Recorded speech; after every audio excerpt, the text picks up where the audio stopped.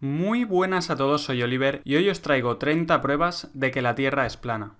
1. Si la Tierra fuera una esfera, deberíamos poder observar su curvatura en el mundo físico real. Sin embargo, todas las pruebas y experimentos que se han realizado para intentar detectar esta supuesta curvatura han dado un resultado nulo. El modelo heliocéntrico oficial dice que la Tierra es una esfera de 40.000 kilómetros de circunferencia. Si esto fuera cierto, el horizonte debería desaparecer de la vista a un ritmo de 8 pulgadas por cada milla de distancia al cuadrado. Samuel Birley Robotham, inventor y escritor inglés, explica este principio en su libro Zetetic Astronomy, Earth Not a Globe. Si la Tierra es un globo de 40.000 kilómetros de circunferencia, la superficie de todas las aguas debe presentar cierto grado de curvatura, ya que cada parte debe ser un arco del círculo total terrestre. Desde la cima de cualquiera de estos arcos habrá una curvatura o caída de 8 pulgadas en la primera milla de distancia. En la segunda milla habrá una caída de 32 pulgadas, en la tercera milla 72 pulgadas y así sucesivamente. La fórmula para calcular la curvatura desde el nivel del mar es 8 multiplicado por la distancia en millas al cuadrado. En cambio, si el observador se encuentra en un punto superior al nivel del agua,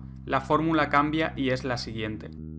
En Cambridge County, Inglaterra, hay un canal artificial de 32 kilómetros de largo llamado Old Bedford. Samuel Robotham puso allí un barco con una bandera a 1,5 metros por encima del nivel del agua. El barco navegó hasta Welney Bridge, a 9,6 kilómetros en línea recta desde donde se encontraba Robotham. Este se colocó en medio del canal con un telescopio que estaba a 20 centímetros sobre el nivel del agua. Robotham miró por el telescopio y comprobó que el barco y la bandera eran perfectamente visibles durante todo el trayecto. Si la Tierra fuera un globo de 40.000 kilómetros de circunferencia, la trigonometría esférica dicta que la punta de la bandera que había en el barco, situada a 1,5 metros sobre el nivel del agua, hubiera estado escondida detrás de 3,5 metros de curvatura. Sin embargo, ese no fue el caso, sino que la bandera pudo ser observada en su totalidad a lo largo de los 9,6 kilómetros. Robotham realizó más experimentos similares en el canal y concluyó que no había ninguna curvatura en la superficie terrestre. Hoy en día hay miles de vídeos en YouTube replicando este experimento, y todos muestran objetos en la distancia que no deberían ser visibles si la Tierra fuera una esfera de 40.000 kilómetros de circunferencia.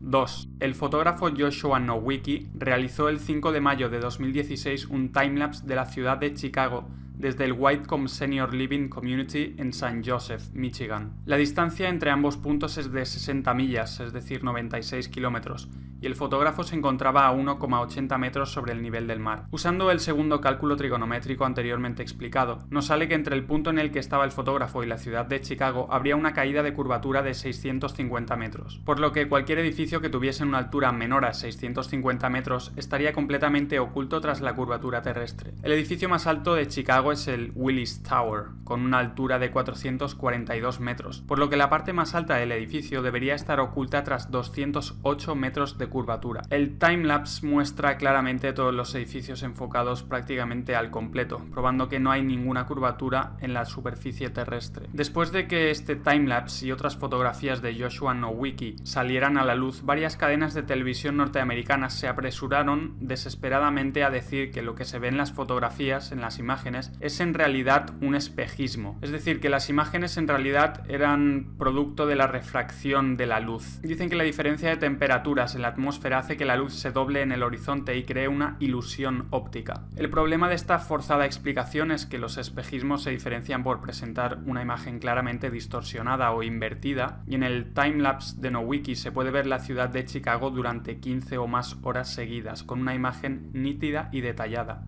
3. Desde la costa de Ohairo Bay, en Nueva Zelanda, se pueden ver y fotografiar las montañas de Kaikoura, que están a 130 kilómetros de distancia. Si la Tierra fuera una esfera de 40.000 kilómetros de circunferencia, la curvatura terrestre taparía unos 1.500 metros de estas montañas. 4. Desde la isla de Oahu se puede ver la isla de Kauai, tal y como confirma Terry Robinson con numerosas fotografías y grabaciones tomadas a 60 metros sobre el nivel del mar. La distancia entre ambas islas es de 174 kilómetros, y el punto más elevado de Kauai es el pico Kawaikini a 1.598 metros sobre el nivel del mar. Una vez calculada la supuesta caída de curvatura que tendríamos que observar, nos salen 2.354 metros, por lo que desde Oahu no se podría ver nada que estuviera en la isla de Kauai y que no estuviera por encima de los 2.354 metros. Sin embargo, el punto más alto, el pico Kawaikini, está a tan solo 1.598 metros, por lo que faltarían 756 metros para que pudiera ser visto desde Oahu.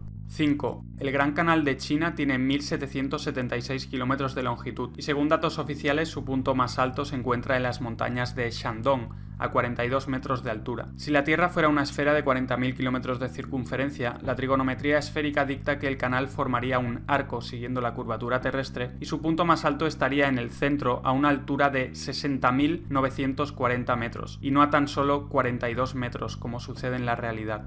6. Sean McCrary, instructor del sistema de misiles Sea Sparrow de la Marina de los Estados Unidos, ha confirmado en varias entrevistas públicas que el sistema de rastreo de estos misiles tiene una variabilidad en la línea de detección del objetivo de tan solo 2 grados. La distancia entre el lugar de lanzamiento del misil y el objetivo suele ser de unos 80 kilómetros, y el radar de detección se encuentra normalmente a 2,5 metros por encima del nivel del mar, ya que los objetivos de estos misiles suelen ser aeronaves que vuelan casi rozando el mar para no ser detectados. Según la trigonometría esférica, si la Tierra fuera un globo de 40.000 kilómetros de circunferencia, la aeronave a 80 kilómetros de distancia estaría a unos 500 metros escondida detrás de la curvatura terrestre, por lo que el misil, que solo puede variar 2 grados su línea de trayecto, no podría alcanzar el objetivo bajo ningún concepto. Sin embargo, siempre que se han llevado a cabo estas operaciones militares, el misil ha alcanzado su objetivo perfectamente, probando que la supuesta curvatura de la Tierra es totalmente inexistente. 7. Muchas personas argumentan que si la Tierra fuera plana, deberíamos poder ver, por ejemplo, el Everest desde cualquier parte del mundo, y que esto no es posible debido a la curvatura de la Tierra. No obstante, estas personas parecen olvidar que la visión humana tiene un límite, que cuanto más se aleja un objeto de nuestra posición, más pequeño se hace. Si ponemos cualquier objeto delante nuestro y lo vamos alejando, llegará un momento en el que debido a la simple perspectiva ya no veremos este objeto. Existen además cosas como la niebla, las nubes, las partículas de polvo, las partículas de agua, la densidad del aire y otras condiciones atmosféricas que afectan enormemente a la visibilidad de los objetos en la distancia. Todo esto explica perfectamente por qué no podemos ver el Everest o cualquier otro objeto a una cierta distancia sin la necesidad de recurrir a la supuesta curvatura de la Tierra. 8. Con los avances tecnológicos es cada vez más fácil comprobar que la Tierra no es una esfera como nos habían contado. Ahora es posible mandar globos a gran altura con una cámara adjuntada para poder ver el horizonte por encima de los 33.000 metros. En YouTube se pueden encontrar cientos de estas grabaciones hechas por aficionados a más de 33 kilómetros de altura y todas muestran un horizonte completamente plano. En un intento desesperado por mantener la teoría de la Tierra esférica con vida, los expertos modernos afirman que para apreciar la curvatura terrestre hay que ascender a más de 80 o más de 100 kilómetros de altura, aunque no aportan ni una sola prueba o cálculo matemático que respalde esta afirmación. No obstante, al hacer nosotros mismos los cálculos matemáticos, vemos que la curvatura sí debería ser claramente apreciable a esas alturas. 9. El horizonte siempre se encuentra al nivel de los ojos o del ojo de la cámara, sin importar a qué altura se encuentre el observador. Si la Tierra fuera una esfera, sin importar su tamaño, al ascender en altura, el observador tendría que mirar necesariamente hacia abajo cada vez más con tal de ver el horizonte. Sin embargo, en la realidad no importa cuánto ascendamos, que nunca tendremos que mirar hacia abajo para ver el horizonte, algo que solamente es posible en un plano. 10. Los reflejos del Sol y de la Luna sobre las aguas siempre aparecen como líneas rectas desde el horizonte hasta el observador, lo cual no es posible sobre una esfera, pero sí sobre un plano. 11. Nunca se ha tenido en cuenta la supuesta curvatura de la Tierra a la hora de construir canales o vías de ferrocarril. De ser así, los constructores tendrían que aplicar la fórmula trigonométrica de 8 multiplicado por la distancia en millas al cuadrado y usar el resultado para aplicar la curvatura adecuada a los materiales de construcción, algo ridículamente complicado de llevar a la práctica, especialmente cuando se construyeron las primeras vías de ferrocarril. La realidad es que las vías del tren se construyen y posicionan de manera totalmente horizontal y plana, y los canales, túneles y otras construcciones similares se construyen de la misma manera, sin tener en cuenta lo más mínimo la supuesta curvatura total de la Tierra, y teniendo únicamente en cuenta pequeños desniveles dentro de la planicie total. El 19 de febrero de 1892, la Oficina de Ingenieros del Manchester Ship Canal dijo: en las construcciones de vías ferroviarias y canales es la norma que el punto de referencia para todas las superficies sea una línea horizontal. En la práctica, a la hora de planificar y realizar obras públicas, no se tiene en cuenta ninguna curvatura de la Tierra. En el Birmingham Weekly Mercury del 15 de febrero de 1890, un ingeniero con 30 años de experiencia escribió sobre su trabajo con vías ferroviarias. Es bien sabido entre los profesionales del sector que los cálculos y procesos que harían falta para incluir la curvatura de la Tierra en nuestras construcciones son imposibles de llevar a la práctica. Todas nuestras locomotoras están diseñadas para viajar sobre una superficie plana. Claro que hay ciertos desniveles aquí y allí, pero siempre son minuciosamente definidos y deben ser atravesados con cuidado. Cualquier cosa parecida a una curvatura de 8 pulgadas multiplicado por el cuadrado de la distancia en millas no sería sostenible para ninguna máquina existente. Solamente podemos reírnos de la gente que nos felicita por llevar a cabo tales proezas, como hacer circular trenes sobre una superficie esférica. Las curvas en una superficie plana horizontal ya son suficientemente peligrosas, las curvas en vertical serían 1000 veces peores y físicamente imposibles de sobrellevar, teniendo en cuenta cómo se construyen las vías. El ingeniero W. Winkler escribió en el Earth Review de octubre de 1893 lo siguiente: como ingeniero con muchos años de experiencia, veo que la absurda idea de tener en cuenta la curvatura de la Tierra solo está presente en libros de texto. Ningún ingeniero soñaría con tener en cuenta algo así. He proyectado muchos kilómetros de vías ferroviarias y de canales, y la curvatura de la Tierra jamás ha sido ni pensada ni tenida en cuenta. 12. El canal de Suez que conecta el Mar Rojo con el Mediterráneo mide 163 kilómetros de largo y forma una superficie de agua plana desde su inicio hasta el final. La supuesta curvatura de la Tierra no fue tenida en cuenta para su construcción, omisión la cual, de existir esta curvatura, hubiera producido resultados desastrosos en la construcción del canal. 13. Casi todo el Gran Canal de China, 1700 kilómetros, fue construido durante la dinastía Sui en el año 609, 1000 años antes de que apareciera la teoría heliocéntrica de Copérnico. Si la Tierra fuera una esfera, la construcción y posterior funcionamiento de este canal hubieran sido imposibles. El canal sigue estando operativo en la actualidad. Tendrían que haber aplicado la fórmula de 8 multiplicado por la distancia en millas al cuadrado para calcular la curvatura de la Tierra y curvar adecuadamente los materiales de construcción para que el canal de 1700 kilómetros de longitud se adaptara a la curvatura de la Tierra, algo impensable en el año 609. 14. Desde la antigua Grecia se ha usado el argumento de que la parte de abajo de los barcos desaparece primero de nuestra vista cuando estos se alejan en el mar debido a la curvatura de la Tierra. Sin embargo, hoy en día podemos comprobar mediante cámaras y telescopios que eso no es cierto. Al hacer zoom veremos la totalidad del barco, incluida la parte de abajo, probando así que el barco nunca desaparece debido a la curvatura terrestre, sino que desaparece de nuestra vista por una simple cuestión de perspectiva. 15. Si los barcos desaparecieran en el horizonte debido a la curvatura de la Tierra, también deberíamos poder observar claramente la curvatura en el horizonte de forma lateral. Esto es porque al nivel del mar hay un máximo de 8 kilómetros desde el observador hasta el horizonte, mientras que lateralmente, de izquierda a derecha o viceversa, hay 16 kilómetros o más. Si no se observa ninguna curvatura en el horizonte lateralmente a lo largo de 16 kilómetros o más, es imposible que los barcos desaparezcan en el horizonte a lo largo de tan solo 8 kilómetros al frente debido a la curvatura de la Tierra. 16. La naturaleza de los fluidos es la de estar y permanecer nivelados. Cuando este estado se ve afectado por cualquier influencia externa, el líquido se mueve hasta volver a recobrar su nivel. Mr. W. T. Lin del Royal Observatory de Greenwich, en su First Principles of Natural Philosophy, escribió: la superficie de un fluido en reposo es la de un plano horizontal.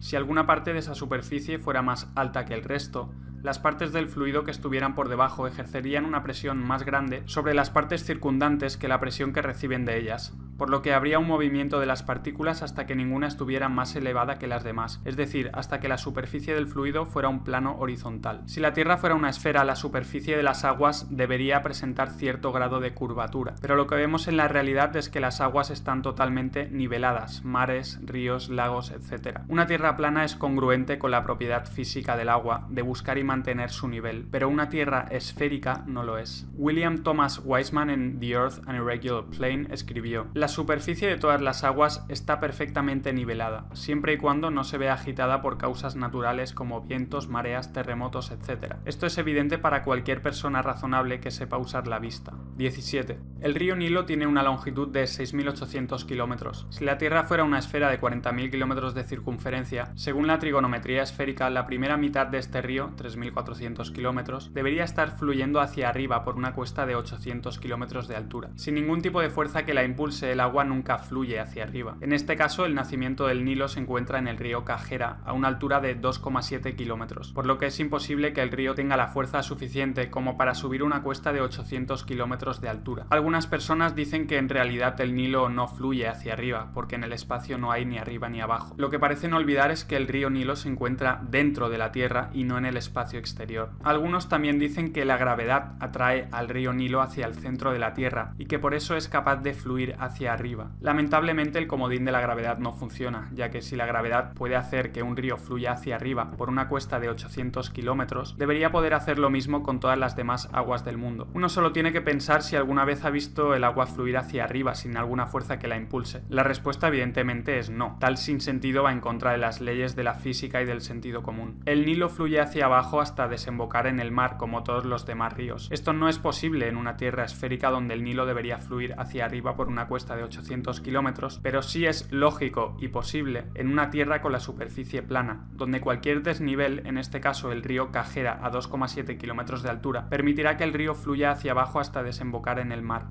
18. En el año 240 a.C., Eratóstenes calculó la circunferencia de la Tierra y supuestamente probó que era esférica usando dos palos situados a una distancia concreta, midiendo la diferencia de longitud de las sombras que proyectaban estos dos palos. Este experimento se basaba en que los rayos del Sol entraban a la Tierra en ángulos paralelos, como cabría esperar si el Sol estuviera a 150 millones de kilómetros de distancia. Sin embargo, esta supuesta prueba de la esfericidad de la Tierra contradice el hecho observable de que los rayos del Sol forman ángulos convergentes creando una pirámide a través de las nubes, lo que se llaman rayos crepusculares. La explicación oficial de los rayos crepusculares es que la atmósfera terrestre refracta la luz solar y por eso se crea la forma piramidal. Si este fuera el caso, la prueba de los dos palos de Eratóstenes no sería válida, ya que se basa precisamente en que la luz solar entra en ángulos paralelos. Esto nos lleva por tanto a dos posibilidades. 1. Que la atmósfera refracta la luz solar, pero Eratóstenes estaba equivocado sobre la esfericidad y el tamaño de la Tierra. O 2. Eratóstenes tenía razón, pero la atmósfera no refracta la luz solar y por lo tanto los rayos solares crepusculares prueban que el Sol está muy cerca. Cualquiera de las dos opciones presenta un grave problema para el modelo heliocéntrico.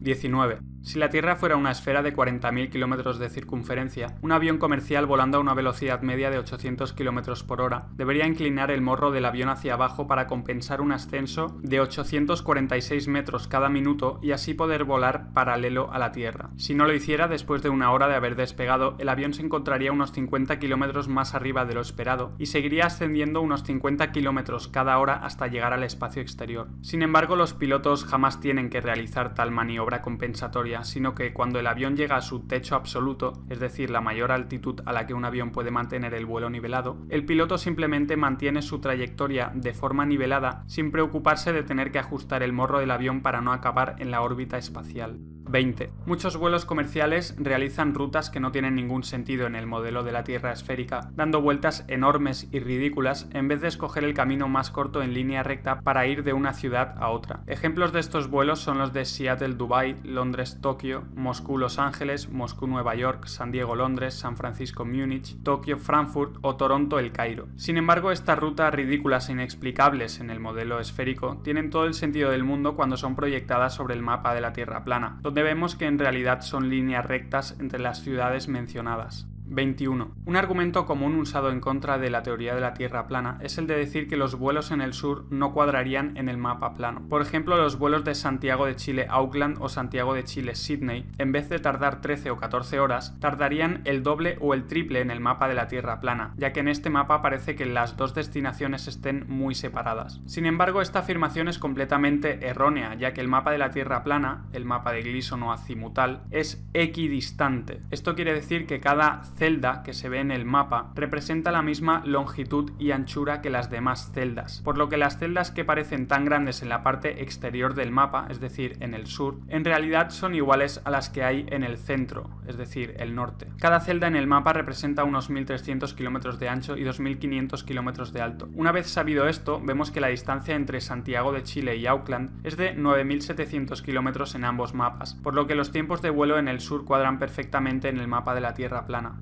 22. Las autoridades dicen que la Antártida es el continente de hielo situado en el extremo sur del globo terráqueo. La realidad, no obstante, es que la Antártida es la circunferencia exterior de hielo que rodea a la Tierra. En la Antártida se encuentran los grandes muros de hielo que rodean a la Tierra y hacen de recipiente para los océanos. Mucha gente se pregunta dónde está el borde de la Tierra plana, pero teniendo en cuenta que la Tierra está rodeada por estos enormes muros de hielo, hablar de un borde de la Tierra carece de sentido. 23. Si la Tierra fuera una esfera, no habría muchas diferencias en el periodo de un año entre el clima del Ártico en el norte y el clima del Antártico en el sur. Sin embargo, encontramos que en el Ártico existen unas 130 especies de mamíferos, 280 especies de aves, 3000 especies de insectos, 450 especies de peces, algunos reptiles y anfibios y cerca de 3000 especies de flora o vegetación. Por el contrario, en el Antártico la fauna es muy escasa y se encuentra casi en su totalidad en el océano. La única especie que pasa el invierno antártico sobre el hielo es el pingüino emperador. La flora es prácticamente inexistente y se reduce a algunos musgos, algas y líquenes. En Islandia, que se encuentra a 65 grados latitud norte, hay cientos de especies de aves y decenas de especies de mamíferos terrestres como zorros árticos, osos polares, renos, bisones, ratas y ratones, ovejas, pollos, reses, cabras, perros, ponis islandeses o conejos. En cambio, en las islas Georgias del Sur, a 54 grados latitud sur, no hay ninguna especie de mamífero terrestre y tan solo se pueden ver algunas focas en la zona. En adición, el polo norte es sustancialmente más caliente que el sur, con temperaturas medias en invierno de menos 34 grados centígrados y en verano de 0 grados, mientras en el sur la temperatura media en invierno es de menos 65 grados centígrados y en verano de menos 25 grados. El sol se comporta muy diferente entre sitios de la misma latitud dependiendo de si estamos en el norte o en el sur del Ecuador. Los días más largos de verano en el norte son mucho más largos que en el sur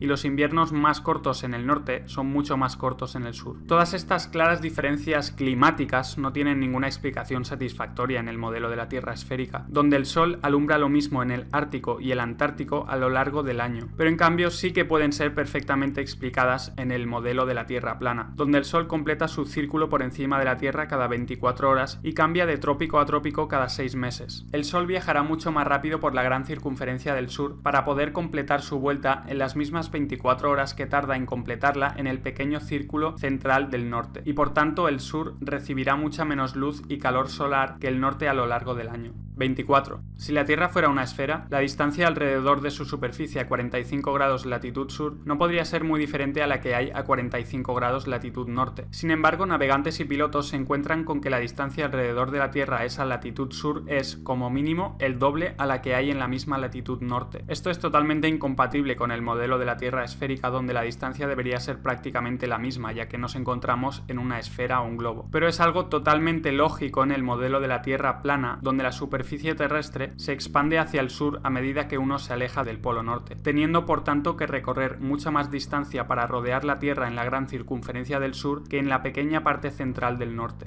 25. El polo sur es un lugar necesario dentro del modelo de la Tierra esférica, ya que sería el punto opuesto al polo norte en el globo terráqueo. Sin embargo, la única prueba de su existencia son unas banderas, un palo con una esfera metálica encima y vídeos e imágenes que supuestamente han sido tomadas allí. No obstante, las banderas, la bola metálica y todas las imágenes y vídeos se podrían haber hecho en cualquier punto aleatorio de la Antártida, que la Tierra plana es la gran circunferencia de hielo del sur. Por tanto, unas cuantas banderas e imágenes tomadas en un lugar helado no son ninguna prueba de que haya un polo sur en una Tierra esférica. 26. Si la Tierra fuera una esfera con dos polos magnéticos iguales y opuestos, el polo norte y el polo sur, deberían existir brújulas que apuntaran con su aguja magnética siempre al norte y brújulas que apuntaran siempre al sur. De hecho, una brújula que apuntara siempre al polo sur sería preferible para los viajeros que se encontraran en el hemisferio sur. La realidad, no obstante, es que no importa lo cerca que se sitúe uno del polo sur, que una brújula siempre apuntará al norte con su aguja magnética, algo que no tiene sentido en el modelo de la Tierra esférica donde hay dos polos magnéticos. En el modelo de la Tierra plana, en cambio, esto es perfectamente lógico, ya que no existe el polo sur, sino que solo existe el polo norte magnético situado en el centro de la Tierra. 27. Una supuesta prueba de que la Tierra es esférica es la posibilidad de dar la vuelta al mundo partiendo desde un punto y volviendo a él. No obstante, esto puede ser igualmente logrado en la Tierra plana, volando o navegando alrededor del círculo terrestre, teniendo siempre el norte a nuestra derecha o el norte a nuestra izquierda. En la Tierra plana, el polo norte se sitúa en el centro del círculo terrestre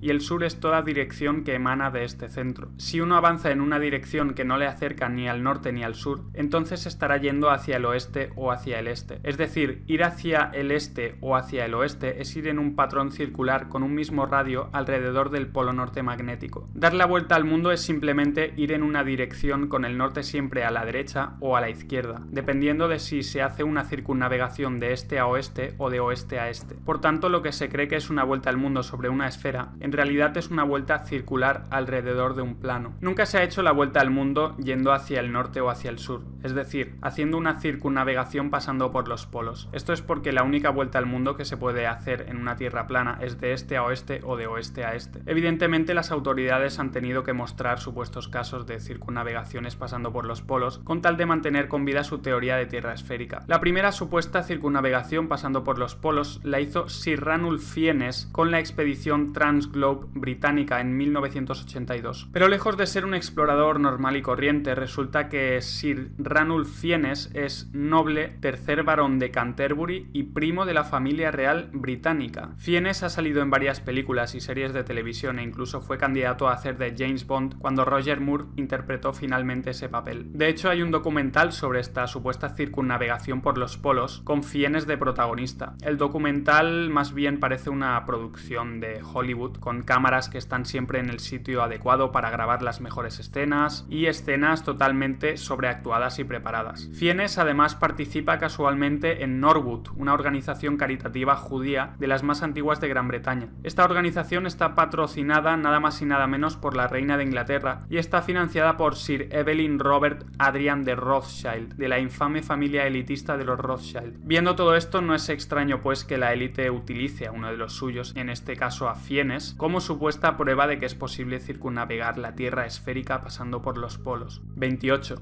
Un estudio llevado a cabo por varios doctorados en geografía, Mark Fonstan, William Pugach y Brandon Bogg, demostró que la superficie del estado de Kansas en Estados Unidos es más plana que un pancake, es decir, una tortita. En una escala donde un resultado de 1 indicaría una planicie total, los geógrafos usaron un láser para determinar que una tortita tiene un nivel de planicie de 0,957. Usaron un modelo de elevación digital a escala 1/250.000 para reducir a escala la superficie del estado de Kansas y descubrieron que su nivel de planicie es de 0.9997, es decir, más plana que la tortita. En un estudio posterior realizado por el Dr. Dobson, presidente de la Sociedad Geográfica Americana y profesor de geografía en la Universidad de Kansas, y por Joshua Campbell, geógrafo y arquitecto en la Oficina Geográfica del Departamento de Estado de los Estados Unidos, no solo corroboraron que Kansas era plana, sino que además descubrieron que la totalidad de los Estados Unidos también lo era. El estudio mostró que Florida, Illinois, North Dakota, Luisiana, Minnesota y Delaware eran incluso más planos que Kansas. Estos resultados fueron publicados en el Geographical Review, una publicación especializada de la Sociedad Geográfica Americana, y son una prueba concluyente de que la Tierra no puede ser una esfera. 29. En el año 2012, Felix Baumgartner realizó un salto patrocinado por Red Bull, en el que batió varios récords al lanzarse en caída libre desde los 39.000 metros de altura, después de haber ascendido en globo tripulado a la estratosfera. Muchos dicen que la grabación de este evento es una prueba de que la Tierra es esférica, ya que la cámara que había en el exterior del globo tripulado mostraba una Tierra con una gran curvatura en el horizonte. Sin embargo, la curvatura que muestra la grabación, demasiado exagerada incluso para el modelo esférico, se debe a que la cámara era una GoPro que usaba la lente ojo de pez, la cual curva la imagen de una forma muy notoria. Por el contrario, la cámara que había en el interior del globo tripulado usaba una lente normal y mostraba un horizonte completamente plano y al nivel de los ojos a una altura aproximada de 39.000 metros, probando que el horizonte en realidad es totalmente plano. 30. El modelo oficial también afirma que debajo de la superficie terrestre hay varias capas: la corteza, el manto superior, el manto, el núcleo externo y el núcleo interno. Sin embargo, la existencia de estas capas se vuelve altamente improbable, teniendo en cuenta que la mayor excavación que se ha realizado en la historia de la humanidad es la del pozo superprofundo de Kola, a una profundidad de tan solo 12.262 metros. ¿Cómo pueden saber lo que hay más allá de esa profundidad? Lo cierto es que no lo saben, y la única razón por la que creemos que vivimos en una esfera con un núcleo en el centro es porque lo hemos visto en dibujos y gráficos hechos por ordenador. Si eres nuevo al canal, suscríbete, ya que seguiré hablando sobre estos temas, y como siempre, muchas gracias a todos por estar ahí y hasta el próximo vídeo.